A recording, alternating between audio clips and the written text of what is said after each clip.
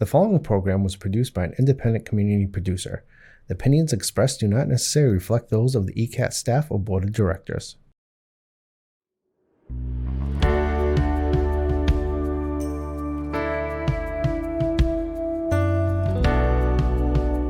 Giving a voice to the voiceless, pulling stories out of the shadows and putting them under the spotlight, making sure that each person is valued and cared for. This is Humanity First with Peter Evers, presented by BAMSI. Hi, everybody, and welcome to another edition of Humanity First. My name is Peter Evers. I'm the host of the show. And today we're going to talk about nurses, and we're going to talk about the idea of essential. It's 4 years on since COVID, and we all know it. We all have tracked the course of COVID.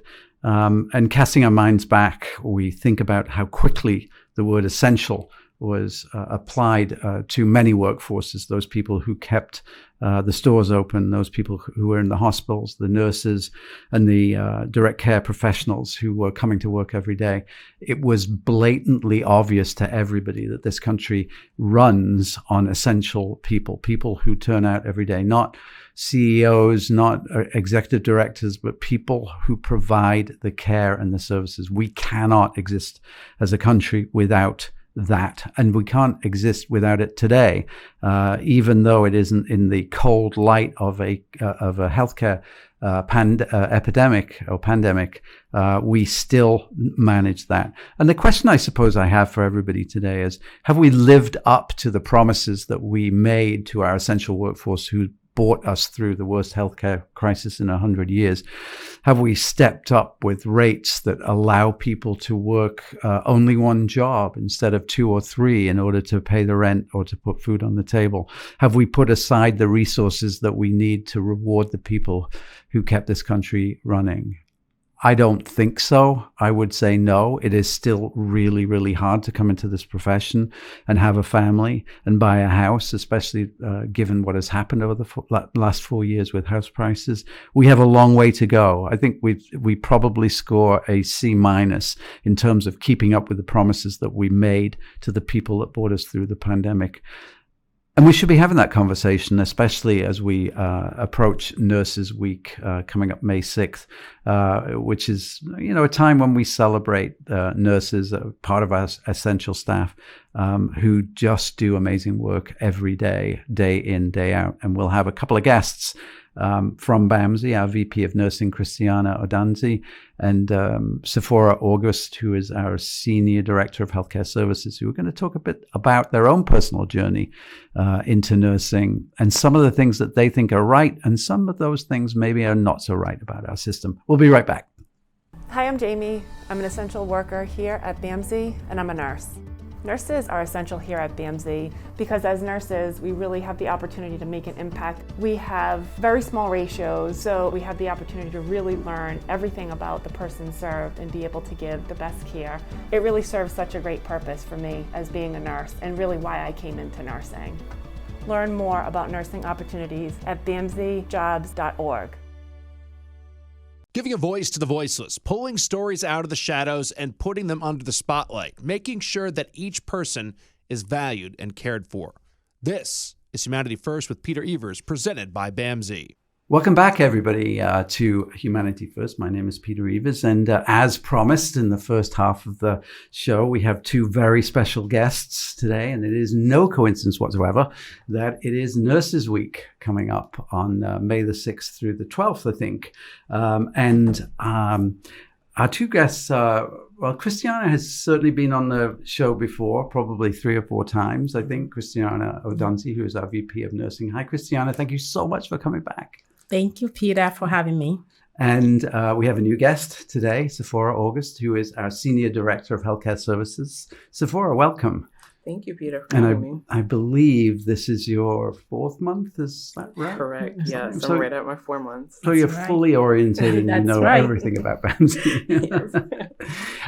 Well, it's a great privilege and pleasure to have you here today. And anybody who listens to this on a regular basis, we talk about issues of the day, topics that are important and things that really come around on a regular basis. And I always think that every day should be Nurses Day, every week should be Nurses Week, but we've actually designated as a country this next coming week as Nurses Week. And it's always good to pause and think about what it means, what nursing means to healthcare in general. And I'm always interested in knowing, and I think I've said this before, Christiana, my mum, was a nurse and a health visitor and a midwife. And so I sort of grew up with nursing, if you like. And my sister actually went into it as well. But, and I remember asking her when I was little, why did you go into nursing? And she said, it was never an option. I was just going to do it. She was born almost with one of those British white nursing hats on, At least that's what she told me. So let's start with that. How is it that you got into this profession? Let's start with Christiana. Oh, everyone knows my story. I didn't pick nursing. I mean, my parents picked it for me. Yeah. My dad, I come from a culture where your parents tell you what they want you to be. And so as soon as I graduated high school, he said, oh, here, you're going to be a nurse. And I remember, crying because I really didn't want to be a nurse. I wanted to be an interior designer. And he said, you're going to be a great nurse someday. And I have never regretted that. I'm glad I listened. And here I am. So you grew into the idea in some ways. I did. Yeah, that's an interesting cultural sort of nuance to that. But I think there are many families, if you think about doctors, it's a really good example, right? Usually people who are doctors end up having kids that are doctors, and there are many influences in families around what people should do. And, certainly in my family. My dad was an educationist, and so he had 2 teachers already, my 2 older ones. Yeah. And then he had a medical doctor, he had a medical lab technician, and of course, now he decided this one is going to be a nurse, and that was me. He wanted the set. Yeah. So he was a visionary. Yeah. What about you, Sephora? Well, so my story is different from Christiana's story. I always knew that I wanted to be in healthcare to some capacity. As a young girl growing up, I always wanted to be a doctor, actually. My parents never instilled that into me. That's just, for as long as I can remember, I always knew that healthcare is where I would go. I actually initially went to school to become a doctor. I started in pre-med. And then midway through, I was like, you know what, let me go and visit the nursing avenue. I felt like nurses were a little bit more hands-on and had more personal time with the people that they were caring for.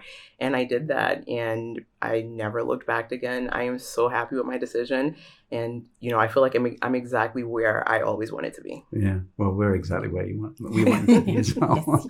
Thank you. It was funny. I had an experience a few years ago when I wasn't very well, and I ended up in the hospital, and I was on a med-surg unit, and I'm relatively tall. I'm about 6'1", and I stretched my legs out, my feet out, and I pressed against the nurses. The nurse was at the bottom, and I pressed my foot against her hand, and it bumped into and she said, "Careful, these are my money makers." and that sort of speaks to that, right? So for this hands-on, this idea of healing, which you're right, I don't think necessarily is nowadays anyway reflected in as much in physicians as it would be in nurses. So we're very glad that you made that choice. Just thinking about nursing, I always think of it as a portal to many, many different things, right? It's not like you sort of become an accountant or you train as an accountant, then you're an accountant. With nursing, there's so many options. And at BAMSI, and people who listen to this show regularly will know that we rely an awful lot on nursing because the people that we see have developmental disabilities, but many of them have co-occurring medical issues as well. In fact, one of our houses has the entire group of people are on vents 24/7 out there in Worcester. Question to both of you: what is it about a choice of coming into a residential setting like BAMSI that you would be able to sort of talk up? How would you describe the benefits of doing that? Because there are so many choices for new nurses in this field. Sure. Almost every healthcare has nursing. That's why, I think one of the statistics shows 53% of healthcare has their nurses. And so there's so many areas of nursing that you can go to. Like you just said, people think about, Sephora started with, I wanted to do hands-on. People see nursing as the hands-on that helps the doctors, and that has evolved. Nurses are professionals. They are critical thinkers. They are researchers. There's so many areas that you can go into. For me, having been in the hospital, having been in case management, having been everywhere now, being in BAMSI for 13 years, it's very different. I think there is value to it. And I'm very happy that even as we evolve in BAMSI, the agency itself is recognizing the value of the nurses they have there. You talked about the individuals on vents, the nurses that work there, they're LPNs. We have RNs that work there. They make sure that these individuals, they do all the assessments. It's pretty much a nurse-run program. Yeah. And such autonomy is great, where a nurse can really make critical decisions, and you're collaborating with their primary care physicians who are not seeing them. You are their eyes. So you're not their helper, but rather you are their partner in caring for these individuals. And that really, makes BAMSI a different kind of residential nursing, a different kind of nursing for someone who's looking for some autonomy and also looking to engage in the same, like Sephora said, hands-on, right, not missing that aspect of nursing. So the ratio is very small. You have this 4 or 5, 6. The most you can have is 8 individuals that you have to care for. You build rapport with them. You advocate. I know a lot of our nurses do such a great job. We look at whatever is the evidence-based practices that are out there. We sometimes have to remind the providers, like, hey, these individuals, yes, we have to advocate for them. This is what's going on. So I am really glad that as an agency, we are recognizing the value of nursing. Our nursing leadership is part of the big decision makings that we have at BAMSI. And so if you're looking for a leadership role, it's a place to be, not just a hands-on piece of it. We're pretty much involved in every aspect of the agency in decision making. And so I really think that people don't, when you say you're a nurse, the first thing someone will ask you is, what hospital do you work in? And so I tell them I don't do hospital work. I work with BAMSI, and then I have to go into this sphere of what we do, exactly what we do. But the word is out there, and we have to do more work making sure that people recognize that this type of nursing do exist. Yeah. Well, I mean, what a PR campaign that just was. But Sephora, I'm thinking, you came into this work at BAMSI, not into the work, obviously, but recently you came in. What was it that sort of caught your eye? Because there are so many other shiny things out there, I suppose, when you're looking for a job. You're right. So one of the biggest things that stuck out with me coming into BAMSI is the time that the nurses get to spend with the people that they're caring for. I want to echo some of the stuff that Christiana said, and the ratio typically at max would be about 8 people inside of the residential settings. So you spend holidays with them. You're with them throughout the day. You build this rapport with them that, somewhat kind of like your family, and they view us also as their family. So I think that that's one of the biggest things that stood out to me, was that rapport that's built between the nurses, all of the staff within BAMSI, and the people that we're caring for, and then being able to be their voice, going to the doctor's office, taking them out places. We're their voice. We can advocate for them. We can talk for them. I think that was big. And, Christiana also mentioned leadership within BAMSI. I'm currently in a leadership role, which I'm absolutely happy about. And I think that, BAMSI, the leaders within this organization have such a big role where we're changing so many things. Really, we're putting in place so many things to make the organization just a better place for the people that we're serving, for the staff, for everyone. So I think that both of those things are, 2 awesome things that we're doing here at BAMSI. Yeah, when you put that together, it's sort of irresistible. Why isn't everybody coming and asking to work at BAMSI? Well, we know that there are lots of other things out there, and we are not necessarily going to be the highest payer in the market.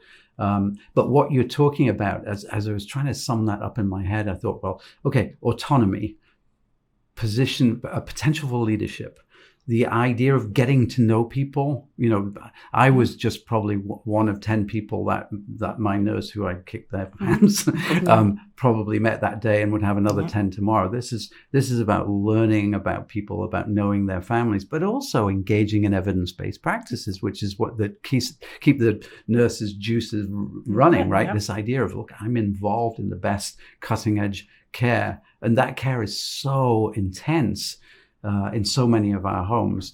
You know, I think you're right, Christiana. We're trying to tell that story. It's a very loud market. There's a lot of different noise going on, but we're trying to tell that story. And anybody that's listening, I guess the message would be, you know, you can grow professionally, you can grow into leadership, you can hone your skills, and you'll get to know people, like you said, Sephora, like they were family. And I can attest to that, having been in every home actually in BAMSI over the past few years. That's how it feels. And you know, you can't replicate that in any other place, I don't think. Yeah. And also you find out that one thing about BAMSI is the camaraderie we have is great. That every day, even though they're there, you get to know them, but every day is different. Yeah. You know, every day is very different, and we kind of work together. You know, we have fun together. We celebrate Nurses Week, which we're going to do next week. Mm-hmm. You know, making sure we recognizing those nurses that we work with that are out there in the field every day. Working with the individuals, we have to make sure we recognize them, and then that's a big part of why people need to consider this type of nursing. It's not just going every day, making sure everywhere you go in nursing is hard. It's hard work. It's not less hard work. Yeah. But, you know, talking about this type of nursing, sometimes people think about the pay. They worry about we get paid less in this setting. But I do think that the rewards are there. You look at the benefits that we have. Like Sephora said, we don't have so many patients.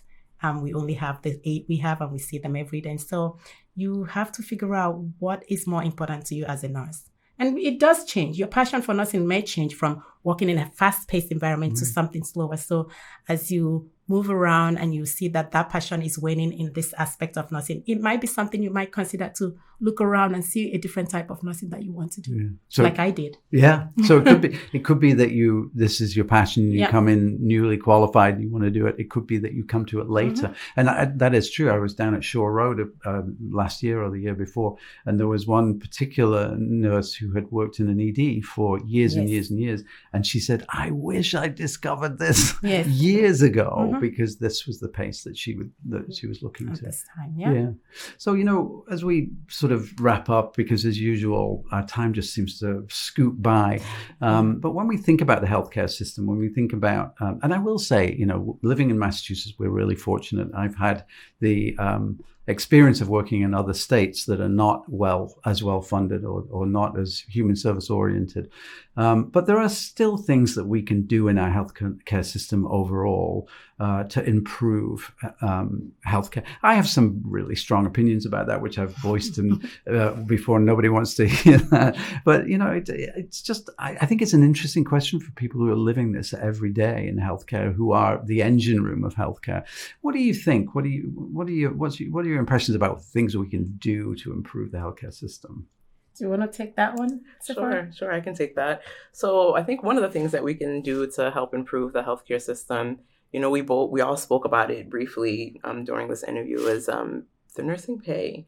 You know, some nurses may come to nursing just because of the pay, but I'm pretty sure majority of nurses, even if they come in for the pay, they stay for other reasons. It's not only the pay that causes nurses to stay. So I think overall healthcare, working on ensuring that nurses are getting paid adequately for the type of work that they're doing, I think that'd be extremely beneficial. It sure would. And you know, like you say, it might encourage more people to come into the profession as well, in terms of taking loans for school and things like that. Christiana?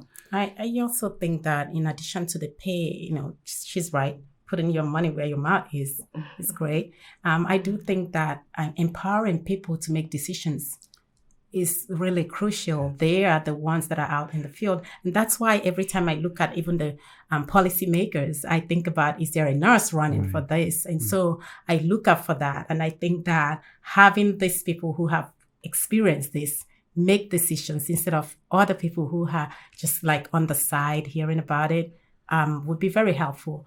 So I'm thinking that, if you are a nurse and you feel like politics is for you, there is an opportunity there. They have the expertise to do that. So when are you running for office, Christiana? I'm always supporting anyone running. But I do, seriously, I do think that with politics these days, when we look at nurses, they say the most trusted profession, right? Yeah. And so if you don't trust people, why would you vote for them? Yeah. And I looked at the list, and the politicians are like the lowest piece, the senators. Trust-wise, trust-wise. And so if you trust nurses, then I think they can make good politicians too, because they can make good decisions for the health of the country. Yeah. You had me at nurses should be politicians, but can you imagine social workers and nurses packing out of the Senate? I don't know. It might be a good thing. There's so many policies, with healthcare. Everyone is feeling the pain right now. Yeah. So it is a big piece, and I'm sure it's a whole different topic to bring up. Well, maybe we should. Maybe that's something we should, because, change starts at the local level. But if you have people in high places that are supporting those changes, it happens easier. And I think as we draw to a close, I think the other thing is integration of care, isn't it? That we just don't know what other healthcare providers are doing. And I would imagine you're constantly on the receiving end of that, of med changes when people come back from the hospital, and having some sort of universal methodology of gathering information and knowing, having a single source of truth is just really important. Yeah, there is a lot going on. And it's not like we don't have the people that can, fix some of these things. I think there is a lot of politics behind it. For what we do as nurses in BAMSI, I still am very grateful that we have the chance to take care of the folks that we take care of who have, like you said, adults with developmental disability, with chronic medical conditions. And so just being able to care for those ones, I think sometimes nurses just want to do what's in front of them, and that's where we are. But fighting us, with regards to the policies that we have in place, whether it's integration of care, whether it's just making the right decisions, healthcare decisions, I think it's something we have to work harder. It sure is. And it's not like we don't have the resources to pay for it. And I think COVID probably proved that to us, right? That we're an economy that can pay for good healthcare, and we should be doing that. Christiana and Sephora, thank you so much for coming in. It's been wonderful. As usual, there's about 8 other questions that I wanted to ask you, but I think we covered a lot of ground. And beginning where we started at the top of the show, we need to prove as a civilization, as a culture, that we still really value the work of our essential workforce, and keep that in mind, everybody, as you go about your business. And happy Nurses Week. Thank you. Just wanted to say happy Nurses Week to all the nurses at BAMSI. You do a great work, and we appreciate you. Thank you so much, Christiana. Indeed, happy Nurses Week to BAMSI nurses and nurses everywhere. Thank you. Bye, everybody. Thank you. Thanks.